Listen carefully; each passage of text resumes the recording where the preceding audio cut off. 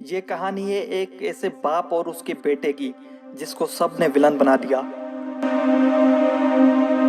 जी हाँ, मैं बात कर रहा हूँ मिस्टर रोड की। सब लोग समझते हैं कि मिस्टर रोड ही असली विलन है, लेकिन ऐसा नहीं है। असली विलन तो वो बच्चे हैं जिनकी वजह से मिस्टर रोड विलन बन गया।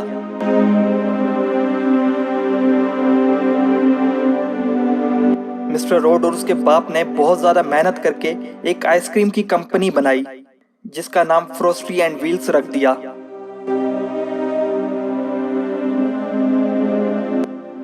ये कंपनी रातों रात इतनी फेमस हो गई कि इसके आइसक्रीम एक सिटी में नहीं बल्कि दूसरे सिटी में भी फेमस होने लगे।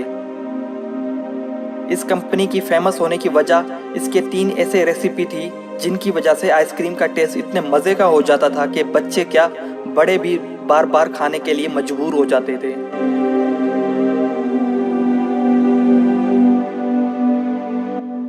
दूसरी आइसक्रीम की कंपनीज आस्ता आस्ता बंद होने लगी क्योंकि इनके आइसक्रीम में वो टेस्ट नहीं था जो मिस्टर रोड के कंपनी के आइसक्रीम में था।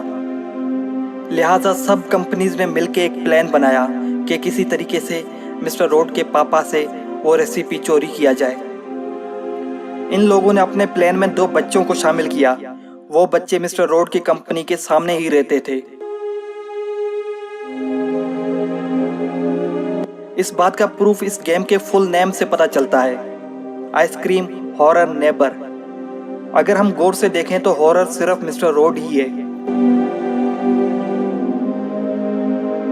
इस गेम को खेलने वाला बच्चा इस घर में रहता है और यहाँ गेम में नेबर भी वर्ड यूज हुआ है, तो इस बात से प्रूफ होता है कि रोड की कंपनी इस घर के सामने ही होगी।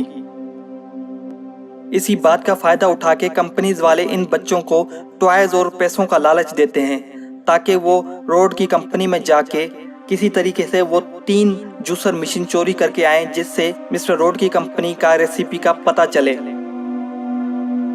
इन्हीं 3 जूसर मशीन में रेसिपी को मिक्स किया जाता है। अगर ये जूसर मशीन किसी तरीके से दूसरी कंपनीज के हाथ लग जाए तो उनको आराम से ही रेसिपी का पता चल सकता है।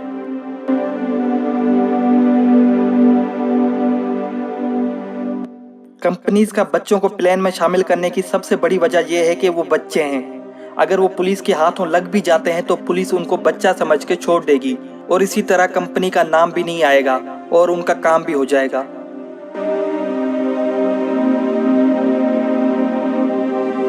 तो दोनों बच्चों ने पैसों की लालच में आकर किसी तरीके से कंपनी में जाके एक जूसर मशीन चोरी भी कर लिया।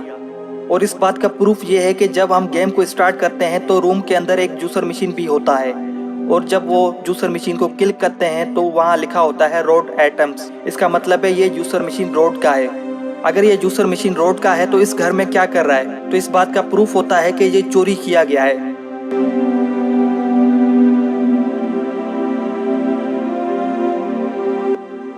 जब रोड के बाप को पता चलता है कि एक मशीन चोरी हो गई है तो वो डिप्रेशन में चला जाता है क्योंकि उसकी रेसिपी इन्हीं 3 जूसर मशीन में छुपी होती है। अगर एक मशीन चली गई तो कुछ ना कुछ तो रेसिपी दूसरी कंपनीज को पता चल ही जाएगा। यही टेंशन उसको खाए जाती है और वो मजबूर होकर सुसाइड कर लेता है क्योंकि उसको लगता था अगर ये रेसिपी दूसरी कंपनीज के हाथ लग गया तो उनकी आइसक्रीम को कोई नहीं खरीदेगा।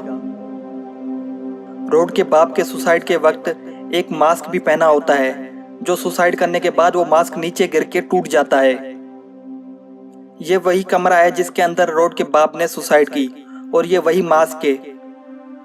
रोड को ये बात जब पता चलती है तो वो अपने बाप की मौत का बदला लेने की कसम खाता है और वो अपने बाप की टूटी हुई मास्क पहन के बदला लेता है लोगों से।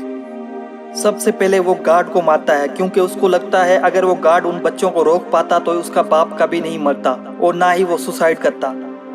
इसलिए रोड सबसे पहले सिक्योरिटी गार्ड को मार देता है और उसकी डेड बॉडी को कहीं पे छुपा देता है और किसी को शक ना हो इसलिए वो अपने ही ऑफिस पे अपने गार्ड के मिसिंग पोस्टर लगाता है।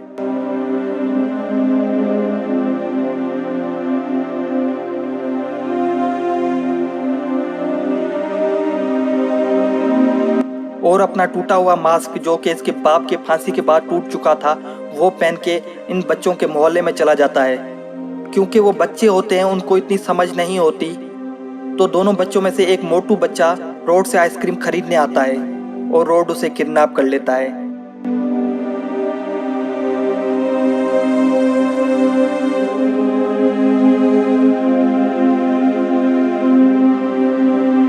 ये सब दूसरा बच्चा देख ही रहा होता है और वो अपने दोस्त को बचाने निकल पड़ता है। बच्चे इतने ढीठ होते हैं कि इतना सब हो जाने के बाद भी जब मोटू बच जाता है तो रोड के कंपनी से दूसरा जूसर मशीन भी चुरा लेता है ताकि इसको और ज्यादा पैसे और टॉयज मिले।